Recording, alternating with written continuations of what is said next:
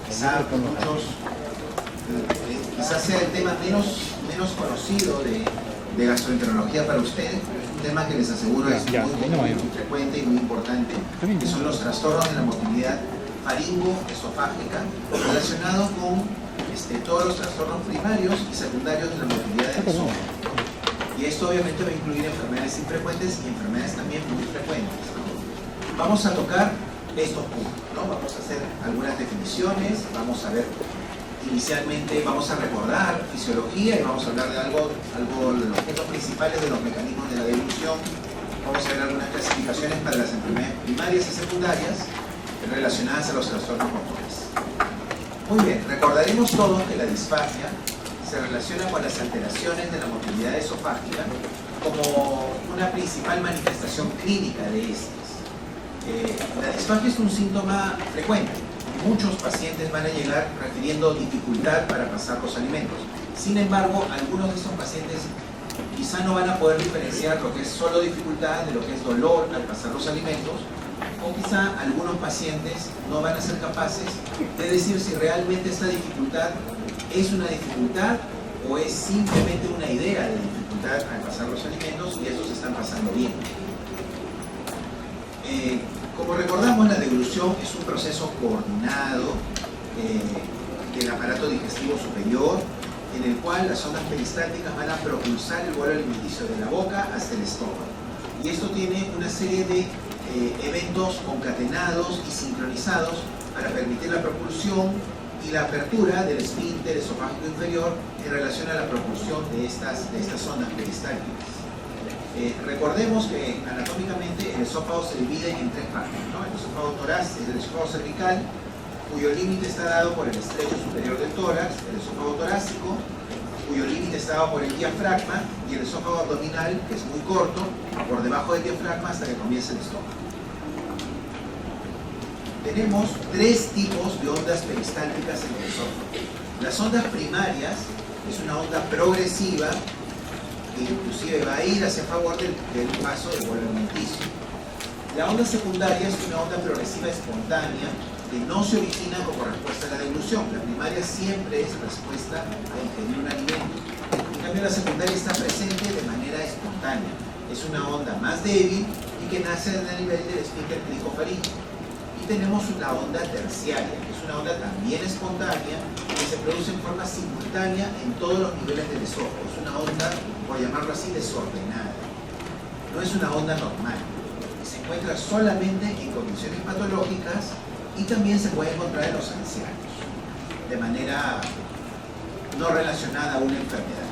Es decir, podemos concluir de esto que con el paso del tiempo la motilidad esofágica va a sufrir cierto trastorno no relacionado a una enfermedad y que puede llevar a que las personas adultas mayores tengan problemas para deglutir ciertos alimentos. Si ustedes se han dado cuenta, quizá con algunos adultos mayores en su familia lo han podido evidenciar.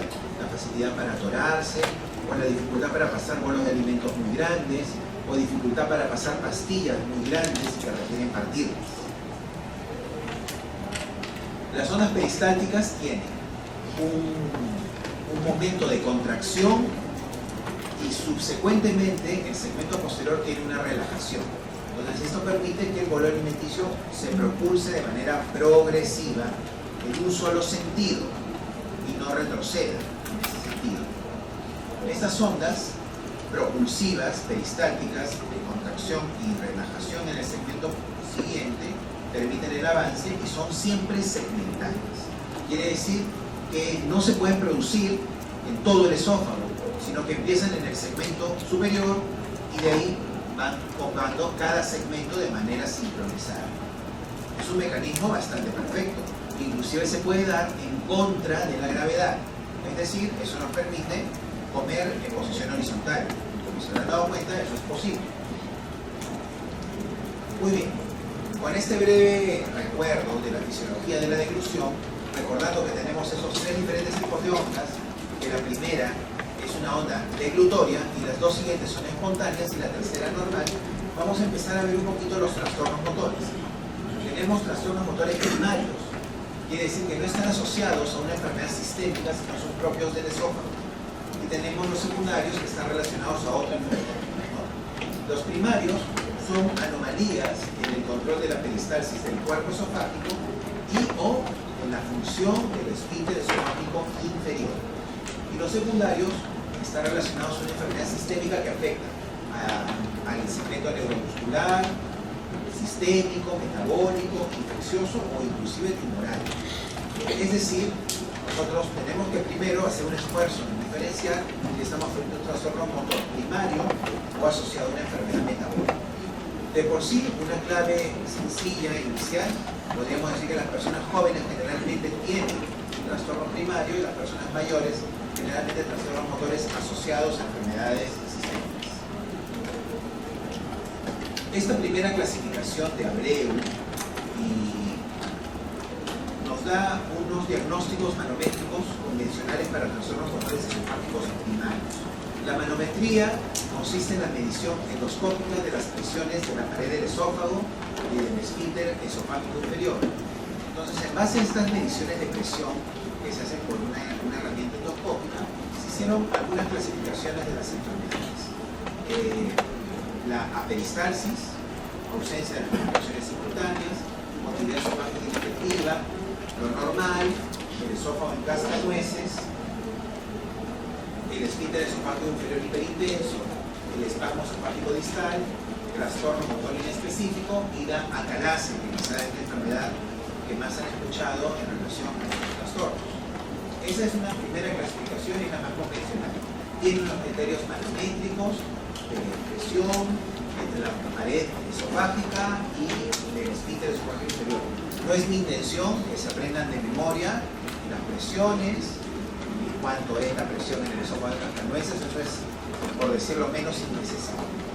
Lo que tienen que aprender es que existen estos trastornos que se pueden diagnosticar por un examen manométrico de manera contundente, pero que lo debemos sospechar principalmente por el síntoma de disfagia y que tenemos algunas herramientas diagnósticas que nos van a ayudar a sospechar una u otra enfermedad que vamos a ver más adelante. La clasificación de Chicago para los desórdenes de la motilidad esofágica es la clasificación más utilizada y ha definido esos trastornos de manera topográfica, ¿no? Entonces, un poquito más o menos lo que ya les he mencionado, la clasificación de Chicago lo profundizó aún más y vemos acá que a la clase le da 3 tipos. Pueden recordar quizás los 3 tipos, podría ser algo importante de recordar. Los funciona el flujo a nivel del esófago gástrica, la ausencia de peristalsis o esófago peristáltico, la peristalsis débil. Y vemos acá cómo tiene cada uno una cantidad de criterios en función de la hipercontractilidad, la disminución de la latencia en la presión. Son criterios muy específicos que no domina ningún médico general, ni siquiera un gastroenterólogo general. Generalmente los domina un médico gastroenterólogo especializado en trastornos funcionales. Entonces, el hecho de que lo presentemos en una diapositiva no está dado para que lo memorizuen, quiero que lo tengan bien presente, sino para que lo conozcan. La medicina se trata de conocer muchos aspectos del conocimiento médico, no de memorizar. Ojalá esa idea me la estén entendiendo bien, porque es muy difícil de quitarles esa costumbre. Pero la idea es que intentemos luchar un poquito contra eso, con ejemplos cotidianos. Por ejemplo, creo que todos han escuchado la noticia de que ha habido un examen para la Junta Nacional de Justicia y que solamente aprobaron 3 de 113. ¿No? Pero es bastante contundente, bastante claro, todos lo sabemos, hay una muy buena facultad de Derecho en nuestra universidad, de que los abogados generalmente no son evaluados con preguntas de opción múltiple ni preguntas memoristas. Generalmente los exámenes para un abogado son preguntas para desarrollar. Si tú le preguntas a un abogado ¿cómo soluciona este juicio?, su primera palabra para responderte será depende. Entonces, tratar de evaluar a un abogado que va a integrar una junta de justicia para elegir jueces y fiscales con un examen memorista de opción múltiple no tenía ningún sentido. Va en contra de cómo se enseña derecho en este país y en la mayoría de países, en contra del juicio lógico, porque se supone que ellos van a ser personas que van a elegir personas para administrar justicia. Ni siquiera ellos van a administrar justicia, sino que solamente van a elegirlas. o sacarlas. Entonces es un examen súper mal planteado. ¿Qué hace nuestra facultad hace ya un buen tiempo? Los exámenes de ustedes son casos clínicos. La idea es no preguntas memoristas, no preguntas con engaño, no marque la falsa cuando todo es verdadero, o escoja la menos falsa cuando todo es medio falso. No es la idea. Eso no es conocimiento. Eso no sirve para ejercer medicina. Lo que sirve para ejercer medicina es que yo tenga ideas concretas y básicas sobre cada tema que van a estudiar. Si estudian trastorno motor esofágico, a mí no me interesa que sepan la presión de la calasia tipo 3. Es absurdo. Pero tienen que saber qué es una calasia. Esa es la idea de esta clase. ¿Y qué es la calasia? La calasia es una enfermedad primaria del esófago caracterizada por un trastorno motor, que tiene una incidencia, como la ven ahí, de 6 por 100.000. 6 por 100.000 les parece frecuente o infrecuente. Porque ustedes ven que todas las clases les ponen una incidencia así. Y tiene que significar algo así. A ver, doctor, ¿qué te significa 6 por 100.000? Ya, hay 6. Pero, frecuente, infrecuente, ¿qué te parece? No es muy frecuente. O es un poquito frecuente. Pareces abogado. ¿Qué te parece? ¿Frecuente, infrecuente? Punto. ¿Qué dices?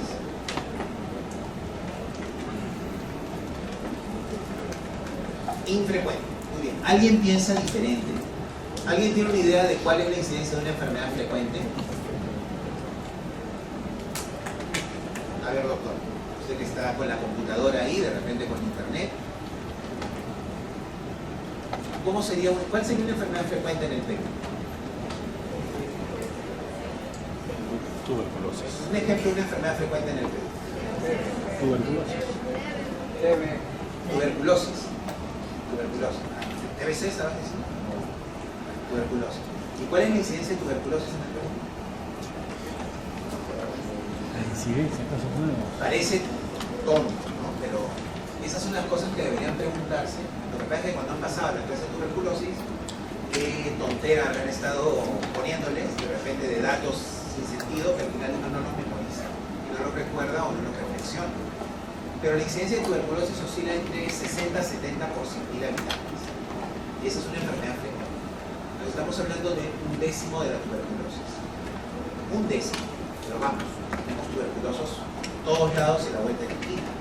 Entonces tampoco es muy rara esta enfermedad. Y de hecho nosotros en el hospital tenemos acalasias todos los meses en el servicio de gastro del Hipólito Unanue. Todos los meses hay acalasias. Todos los meses hay una acalasia en tratamiento de mejor. Entonces pueden encontrársela al menos una vez al mes. ¿Todos ustedes piensan hacer serum? O algunos ya están en el frente fuera sin hacer serum. A ver usted, doctor, ¿qué va a hacer cuando termine la carrera? Va a hacer serum. Entonces, cuando te sientes al consultorio el primer día y te pongan 20 pacientes, ¿cuál será el síntoma cardinal que te hará sospechar que puede tener una calasia? Disfagia. Así de simple. Esas son las ideas que nos tenemos que llevar a la práctica para el médico general. La causa de acalasia es muy discutida. Hay personas que han planteado estrés emocional, inclusive, degeneración neuronal espontánea sin ninguna causa aparente. Hay algunos traumatismos, pacientes que han tenido traumatismos físicos graves asociados. También se ha descrito tensión excesiva tras cirugía antirreflujo. Es decir, cuando hay cirugía antirreflujo, que hacemos como una especie de chanina alrededor de la unión esófago-gástrica, generalmente si lo hacemos de manera muy ajustada, puede provocar un cuadro tipo acalasia. Bueno, probablemente este es el examen que se utilizó de manera más antigua para el estudio digestivo, que son las radiografías varitadas. Las radiografías varitadas provocan imágenes que para los médicos de hace 50 o 60 años eran típicas y les permitían el diagnóstico de diferentes enfermedades. Y esta es una de ellas, lo que le llaman la radiografía de esófago en pico de ave. Con esto, en la época pre-endoscopía, se diagnosticaban las acalasias. Y esto era indicativo de una cirugía específica llamada miotonía de género. Este paciente con esa radiografía era pasado al cirujano, abierto de la punta del esternón casi hasta la punta del pubis, y se le operaba. Y lo que se hacía era un corte sobre la zona de unión esófago-gástrica para ampliar. Ese era el tratamiento y funcionaba. Funcionaba aceptablemente bien, pero con un alto índice de complicaciones en relación a una cirugía tan agresiva, ¿no? Muy bien, el esófago en cascanueces es un segundo trastorno del que vamos a hablar, también conocido como peristalsis hipertensa o contracciones peristálticas de gran amplitud.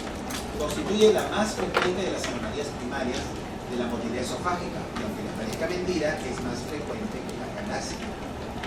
La calasia es la más conocida, pero no es la más frecuente. Está caracterizada por dolor torácico y contracciones que alcanzan fácilmente los 400 milímetros de mercurio en el extremo inferior de la presión máxima. Y esto es bastante típico como asociado a una enfermedad muy frecuente, que es una enfermedad por reflujo gastroesofágico. Bueno, ahorita no está nadie del grupo de práctica, creo, ¿no? Normal. ¿Hay alguien del Hipólito Unanue? ¿Quién está en la sede de Hipólito Unanue ahorita? ¿Uno?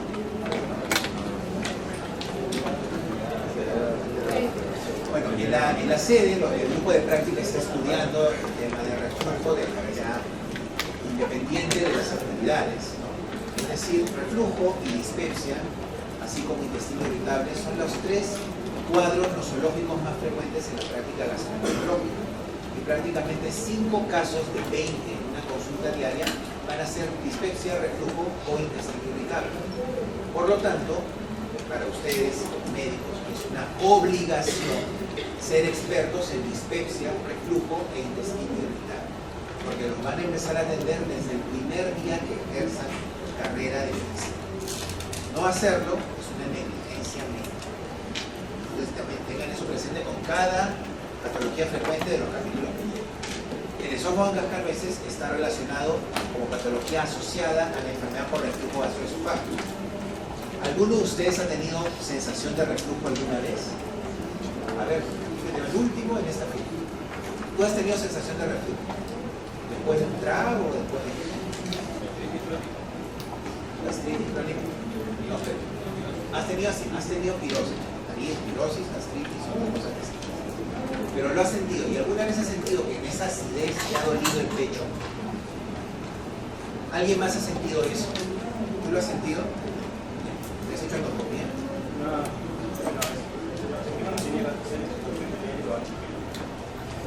No es por el Helicobacter pylori. Tenías Helicobacter pylori además de eso. Tenías reflujo. Y probablemente lo vas a seguir teniendo toda tu vida.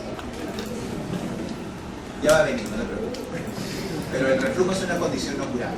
130. Y mejora por un buen tiempo, pero casi siempre mejora. El tema con el reflujo es de que uno de sus síntomas es el dolor torácico no cardiogénico. Y el dolor torácico no cardiogénico es algo que les va a llegar a las emergencias en el internado. Les va a llegar una persona con un dolor de pecho. Y ustedes le van a hacer un electrocardiograma. ¿Cuántos dolores de pecho que llegan a la emergencia son infartos? A ver, doctora, usted en la primera. ¿Cuántos crees? A ver, llega un dolor de pecho. Obviamente, ¿qué le pides para descartar un infarto? Un electrocardiograma. Nada más. Enzimas cardíacas, perfecto. Electrocardiograma normal, enzimas cardíacas negativas. ¿Y ahí qué haces? Ahí es su casa. Sí, generalmente lo que hace vaya a su casa. Porque ya descartas el infarto. ¿Cuántos dolores torácicos que llegan a la emergencia son coronarios? 1 de 10. 1 de 10. Entonces, 9 no lo son. Pero el conocimiento del emergenciólogo se acabó en enzimas cardíacas y EKG. Y de ahí, bueno, ya, ¿qué será? Vaya a sacar cita por consultorio.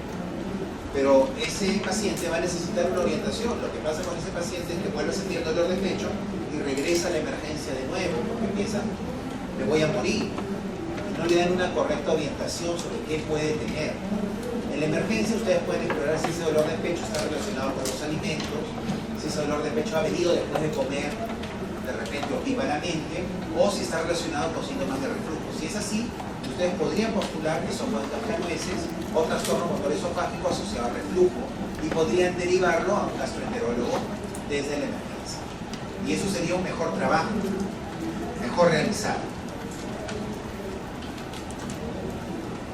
Entonces, no se olviden, el esófago de cascanueces puede randear desde asintomático, disfagia o dolor torácico recurrente. Otro trastorno es el espasmo difuso y segmentario, que también se manifiesta por dolor torácico. Tiene algunas diferencias específicas comparado con el esófago de cascanueces, que son manométricas, y se suele acompañar con una hipertrofia de las capas musculares del esófago y algunas degeneraciones de las ramas del nervio vago. Para efectos clínicos viene a ser casi igual, porque es dolor torácico su sintomatología. Acá tienen las radiografías del espasmo esofágico difuso, que muestra una imagen también considerada típica, lo que le llamaban el esófago en Singapur. Bastante parecido a un Singapur. Ese es otro trastorno llamado esfínter esofágico inferior hiperintenso, que esto es básicamente un aumento de la presión en el esfínter esofágico inferior. Y algunos de ustedes de repente miran ya como la calasia, pero la calasia no es aumento de presión en el esfínter esofágico inferior. Esto puede ser una pregunta repetida, se lo digo por experiencia de estudiante, repetida en diferentes exámenes, tanto del MIR en España, en los STEPS en Estados Unidos, en las pruebas de residencia para ingresar acá. Siempre les preguntan si la calasia es un aumento de la presión del esfínter esofágico inferior, y no lo es, porque la calasia no es un aumento de la presión, sino es una ausencia de relajación. En cambio, este trastorno llamado esfínter esofágico hiperintenso sí es un aumento de la presión en el esfínter esofágico inferior. Y obviamente esto causa, como ven en el dibujo, una retención de alimentos en este segmento.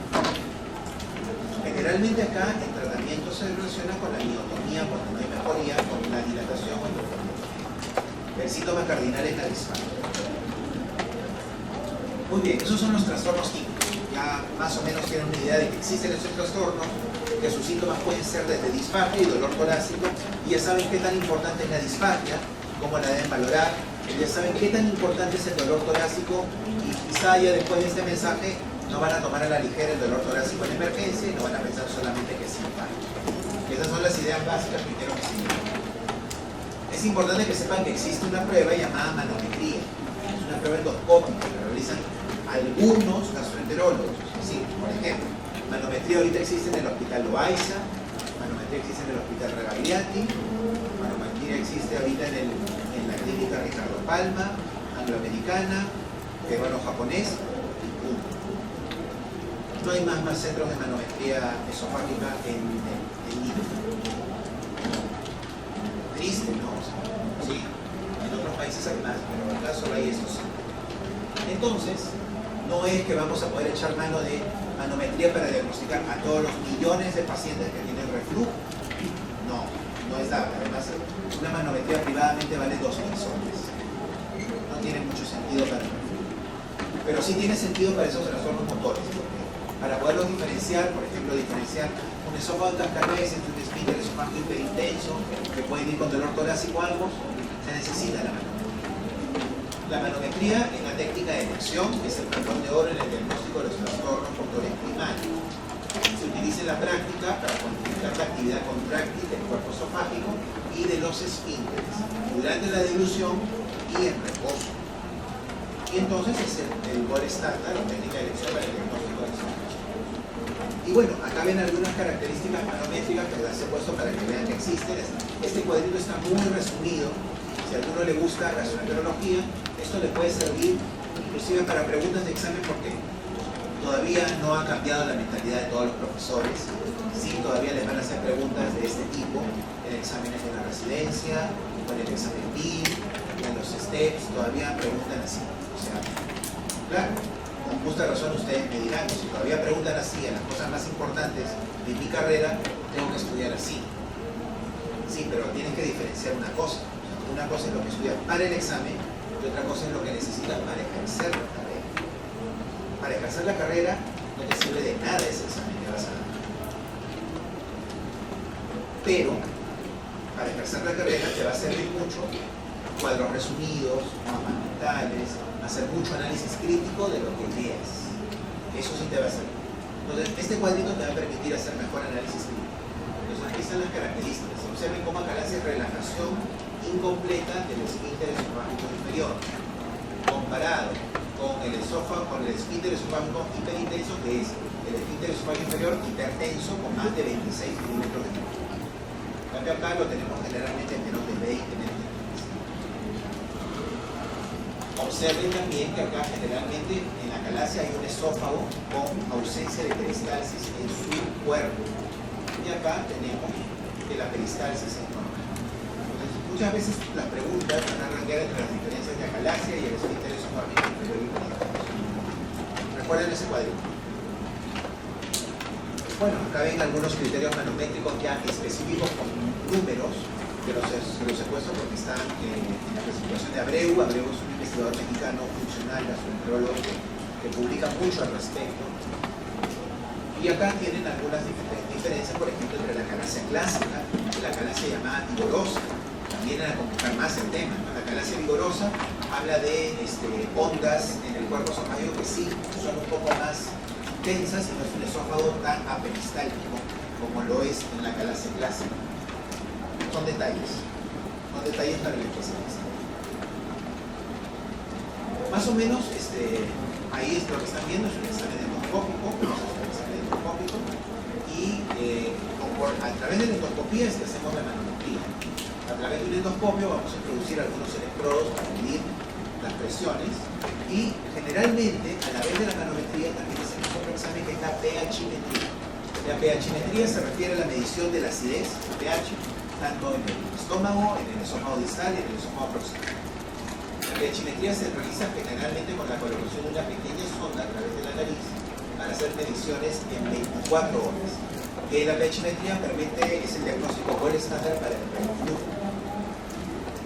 A ver,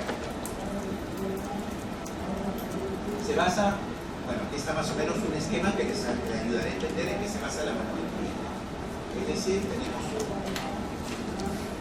medidor, un manómetro, jeringas para enseñar a diferentes presiones, enseñar algunos baloncitos, y nos va a provocar unas lecturas parecidas a los electrocardiogramas, pero son mediciones de presión, y que hay gastroenterólogos muy pacientes, que realmente no sé ni por qué son tan pacientes para leer esas gráficas horrendas, pero las leen y las interpretan en horas y llegan a conclusiones muy importantes. No todos tenemos de verdad la capacidad o la pericia que tienen algunos gastroenterólogos para eso. Y en verdad yo lo reconozco porque yo veo esas gráficas y no las aguantan así, súper tediosas, requiere una observación larga de horas, pero gracias a eso nosotros podemos diferenciar esos trastornos. Entonces es muy importante el trabajo que hacen estos especialistas. Acá ven algunas de esas imágenes, justamente las que nos mostramos, ¿no? De las ondas de deglución, la onda peristáltica mayor, la relajación de la unión esofagogástrica, y esta es una tablita como de medición de actividad que se relaciona con eso.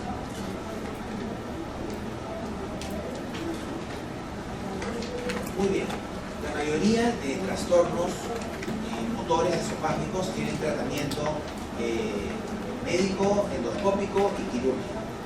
El tratamiento médico es bastante ineficaz. Se utilizan algunos medicamentos tipo nifedipino con resultados muy alternantes. Ha habido algunas series donde han ido bien, series donde han ido bastante mal. El nifedipino tiene algunos efectos adversos importantes para pacientes, especialmente pacientes mayores, que pueden llevar hasta complicaciones neurológicas serias. Entonces, en los pacientes jóvenes es más fácil usar el nifedipino. Los prokinéticos tipo metoclopramida, domperidona, citalopram o osaprida tienen resultados pobres en estos casos. Entonces, lo que más utilizamos son los tratamientos endoscópicos. En la calasia funciona muy bien la dilatación con balones hidrostáticos por sesiones. Y finalmente tenemos también los tratamientos quirúrgicos, que son lo que se llama miotomía de Kruger. Y acá venía el famoso video.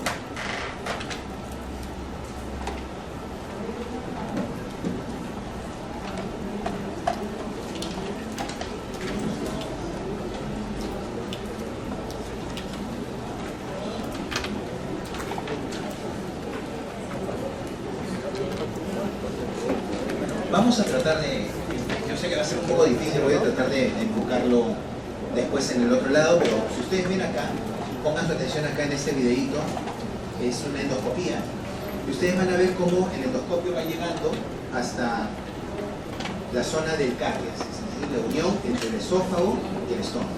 Y ven ahí, el endoscopista está tratando de pasar, sin embargo está un poco cerrado. Pero no está cerrado como por un cáncer o por una estenosis, una cicatriz, sino simplemente está como un poco más ajustado. Y van a ver que en determinado momento, con una mínima fuerza, con una moderada exigencia sobre el lugar, va a pasar esa zona, ¿no?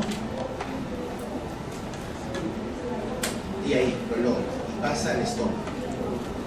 Entonces, eso, sumado a la radiografía, sumado a la clínica de disfagia, hacer el diagnóstico de Alcaraz. Entonces ahí vemos en el video cómo está colocando a través del endoscopio un balón para dilatar esa zona. Entonces, ¿qué hace el balón? Al abrir 2 o 3 centímetros esa zona, va a romper algunas fibras musculares a nivel del esfínter.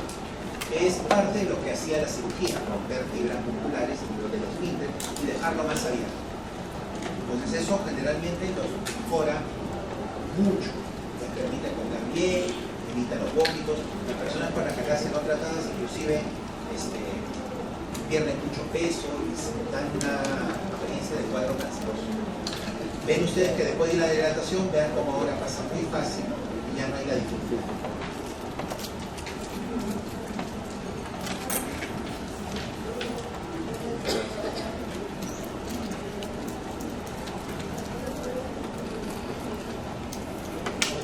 ¿Llegaron a ver?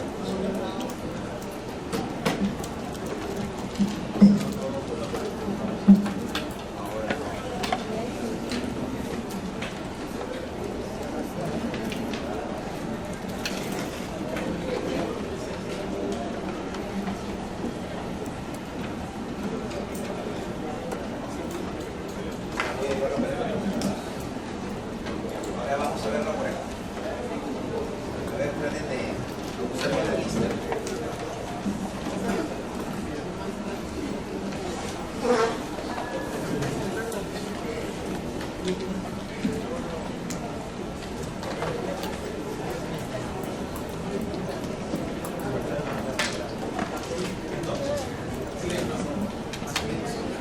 Una endoscopía y vean, va entrando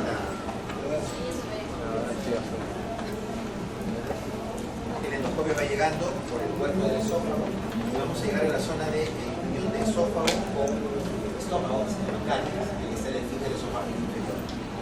Observen cómo ahí, por más que estén entrando el endoscopista, no puede entrar, normalmente no entra con mucha facilidad esa zona. Y ahí está intentando, no entra, es decir, hay como una especie de abuso en esa zona. No es por aumento de presión, sino es por mala relajación. Van a observar que igual con mala relajación no es tan difícil de vencer. Entonces el endoscopio ya aplicando un poco de fuerza a la hora de introducirlo, logra pasar al estómago. Entonces eso es un síntoma endoscópico, un signo endoscópico cardinal para diagnosticar acalasia. Entonces observen ahí cómo se coloca un balón en esa zona para diagnosticar. De eso se trata el tratamiento endoscópico de dilatación. Nosotros ahí lo que hacemos es dilatar a 2 a 3 o hasta 4 centímetros y romper fibras musculares, que es lo mismo que hace la cirugía de endoscopía. Al romper las fibras musculares, esa zona va a quedar más relajada. Cuando hacen una episiotomía en un parto, de repente queda un poco más relajada esa zona. Entonces, luego de ese tratamiento, que puede ser 3, 4 o 5 sesiones, el paciente va a quedar con mucha mayor facilidad, y lo van a notar ahí al paso del endoscopio. Observen ahora el endoscopio está pasando a la zona del cardio, vean qué fácil pasa ahora. Ya no hay esa dificultad que hay al principio, entra con mucha facilidad. De eso se trata el tratamiento endoscópico. Por eso es que es importante que cualquier trastorno motor esofágico debe ser inmediatamente identificado con disfagia o con dolor torácico no cardiogénico y enviado a un gastroenterólogo. Muy bien.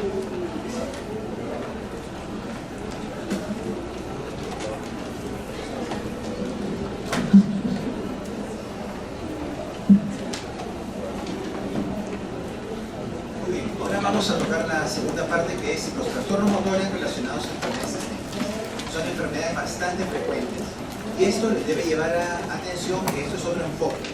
Es decir, tengo a un paciente con esta enfermedad y puedo buscarle este síntoma asociado de trastorno motor esofágico.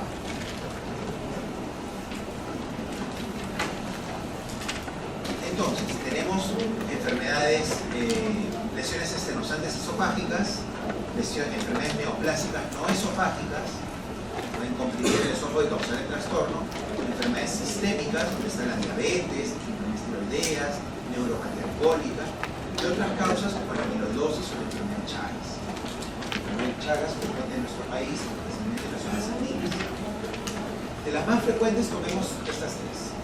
La esclerodermia, 75% de personas con esclerodermia tienen un trastorno motor esofágico. Por lo tanto, si ustedes están notando un reuma en pacientes con esclerodermia, tienen que buscarle obligatoriamente el síntoma de disfagia, dolor torácico, mala deglución. ¿Sabes cuántos diabéticos existen en el Perú? Doctor, el público.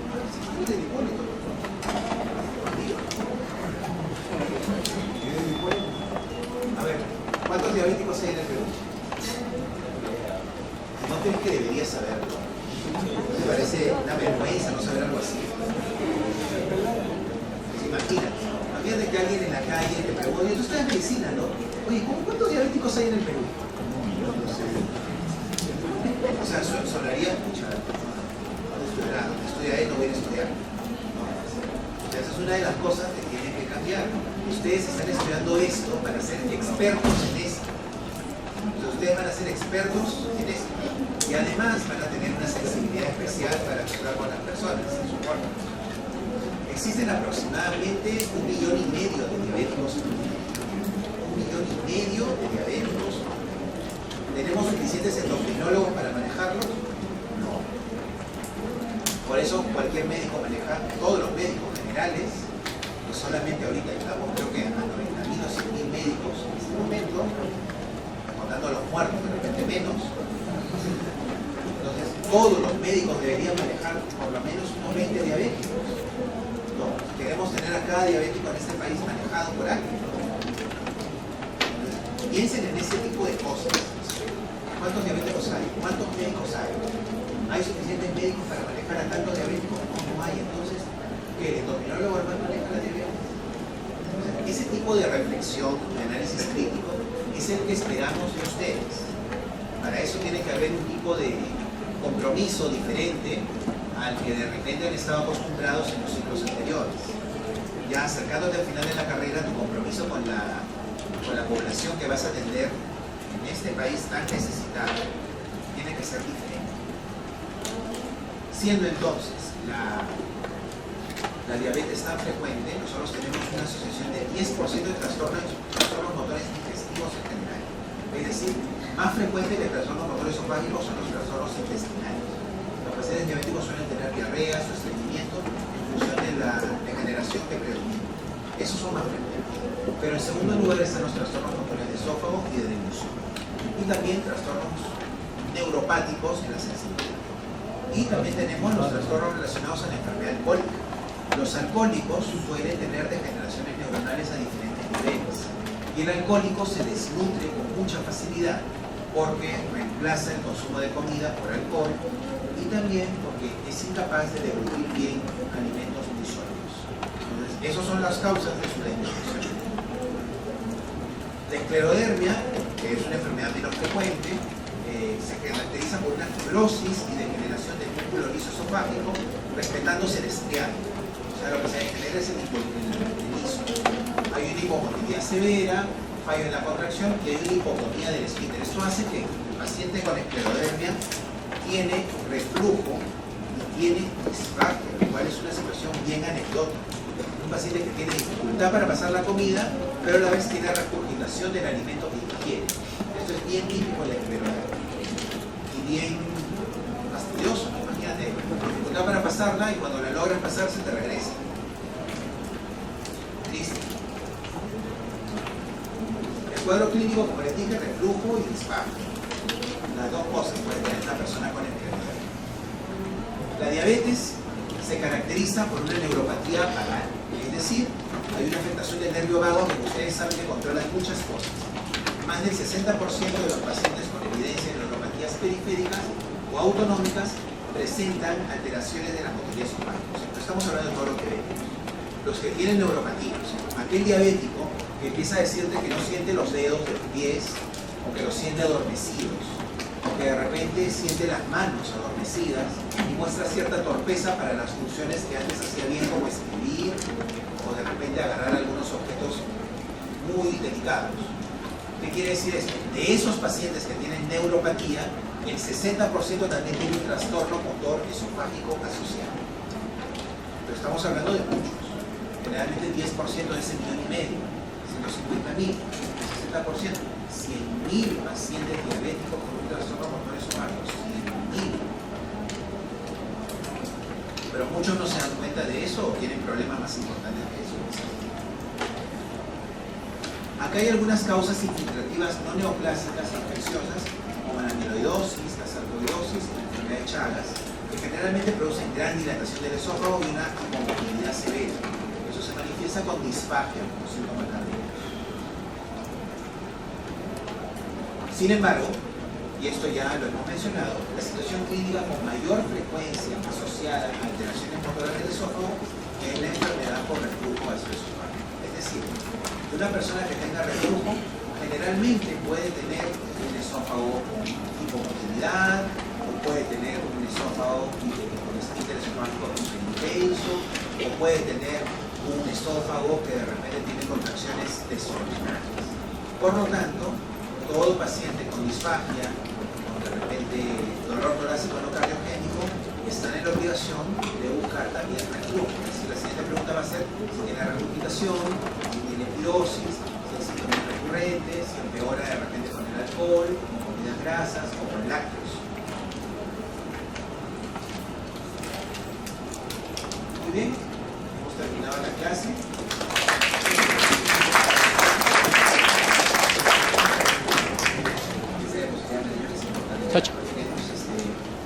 ¿Tienen alguna pregunta? Por favor, ese es el momento de hacerla.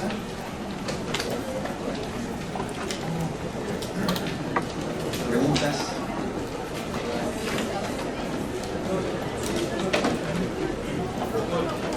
¿Sí? A ver, su compañero está preguntando, ¿ustedes qué están haciendo? Tomen asiento y escuchen a lo que su compañero va a compartir con ustedes, que les va a servir de hecho. Escuchar a las personas que están preguntando y que ofrecen un conocimiento, además de que por respeto lo deben hacer, les va a servir. Por eso están sentados en un aula y lo están estudiando virtualmente, porque van a aprender del conocimiento de los demás, no del conocimiento que yo no estoy en 40 minutos. Piensen.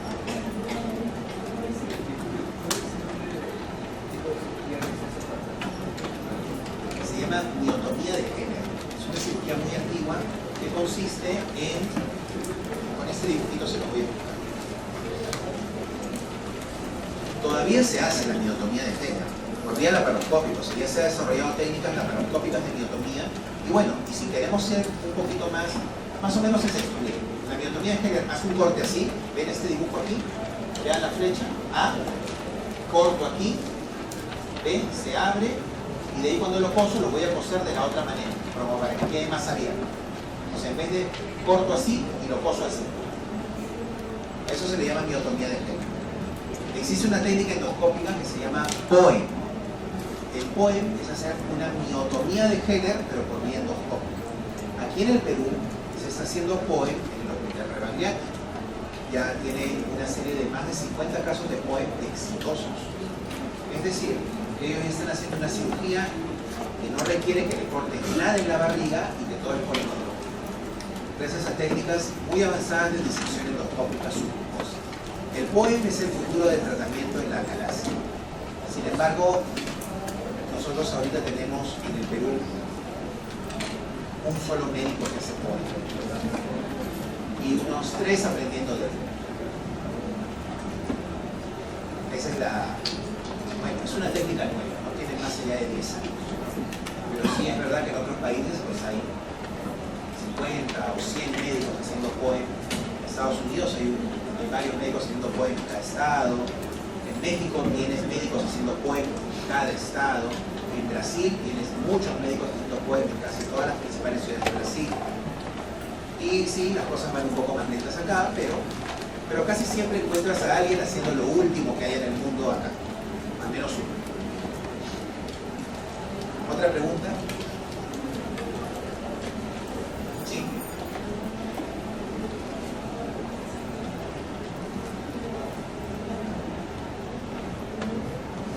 Claro, el pH normal del estómago sin alimentos es entre 1 y 2. Y el pH en el esófago debe estar por encima de 4. Si tú encuentras un pH en el esófago más bajo de 4, generalmente es el diagnóstico, eso hace diagnóstico de enfermedad por reflujo ácido. Recuerden que la enfermedad por reflujo no solamente es ácida, sino también puede ser alcalina. Es menos frecuente, pero también puede ser enfermedad por reflujo alcalina.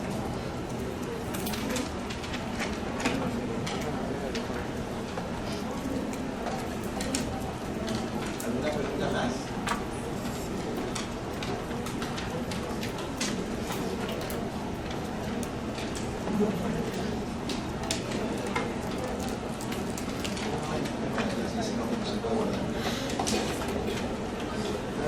¿Sí?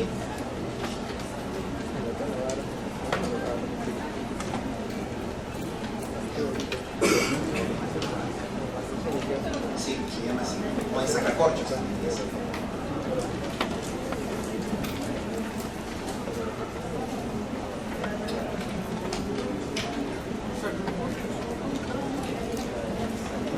Las Merguison son las membranas esofágicas. Están relacionadas a la anemia, por ejemplo, a la anemia crónica. No es un trastorno motor, sino es un trastorno estructural en el desarrollo de una membrana. Obviamente también origina disfagia, ¿no? Pero generalmente es una disfagia alta.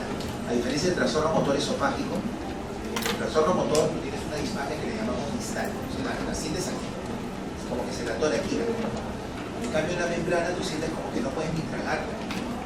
No puedes tragar pastillas, mucha dificultad. Entonces, ese es el plan nervioso.